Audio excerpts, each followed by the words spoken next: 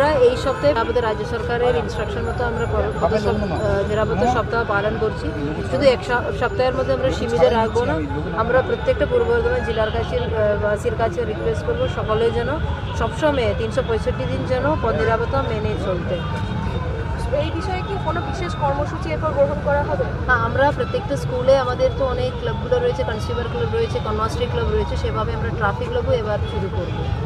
আপনার চোখে কি মনে হলো যে হেলমেট কেউ পরে কম যাচ্ছে? আপনি যে মঞ্চ থেকে বললেন যে আরও সচেতনতা মানে পুলিশ ধরলে আমি সেই জন্য হেলমেট পরবো, সেই জায়গা থেকে বেরিয়ে আসে যখন গাড়ি নিয়ে বাড়ি থেকে বেরোবে সে সময়ের জন্য নিজের নিরাপত্তা, নিজের ফ্যামিলির সেফটির জন্য, সুরক্ষার জন্য সকলে যেন হেলমেট পরতে অনুরোধ করছি।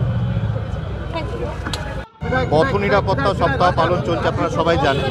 তারই পার্ট হিসেবে আমাদের আজকে সদর শহরে আজকে একটা র্যালি করা হলো, একটা ট্যাবলো ফ্ল্যাগ অফ করা হলো, এবং যে চোখের আলো প্রকল্প আছে রাজ্য সরকারের, তার আন্ডারে আমাদের বিভিন্ন যারা বাস ড্রাইভার আছেন, বিভিন্ন ট্রাক ড্রাইভার আছেন, তাদেরকে চশমা বিতরণ করা হচ্ছে। মূলত যেটা আমি বললাম যে পথ নিরাপত্তাটা আমাদের সারা বছরই পালন করতে হবে, নিজেদের স্বার্থেই করতে হবে, ব্যক্তি স্বার্থে করতে হবে, যাতে প্রত্যেকটা পরিবার তার যে রুটির জন্য তার বাড়ি থেকে লোক যাচ্ছেন বাইরে, তিনি যাতে সুনিশ্চিতভাবে ফিরে আসেন। তার পরিবার কিন্তু চেয়ে থাকে পথ, তো তার সুনিশ্চিতভাবে ফিরিয়ে দেওয়ার দায়িত্ব যেমন ট্রাফিক পুলিশের থাকছে, তেমনি কিন্তু তারও থাকছে, এবং সহ যারা রয়েছেন, যারা রাস্তা ব্যবহার করছেন, সেটা গাড়ি ব্যবহার করুক বা পায়ে চলা পথচারী হোক, সবার দায়িত্ব থাকবে। তো এটা একটা অঙ্গীকার যেটা আমাদের সারা বছর পালন করতে হবে।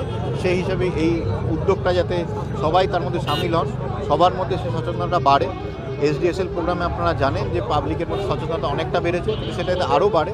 সেই হিসেবে এটা বিশেষভাবে আজকে প্রোগ্রামটা করা হয়। এই মুহূর্তে হেলমেটের চল কতটা বেড়েছে বলে মনে করে পুলিশ? হেলমেটের চল আপনারা জানেন, গত এক সপ্তাহ ধরে আমরা বর্ধমান মিউনিসিপ্যাল এরিয়াতে আলাদা করে ড্রাইভ নিচ্ছি।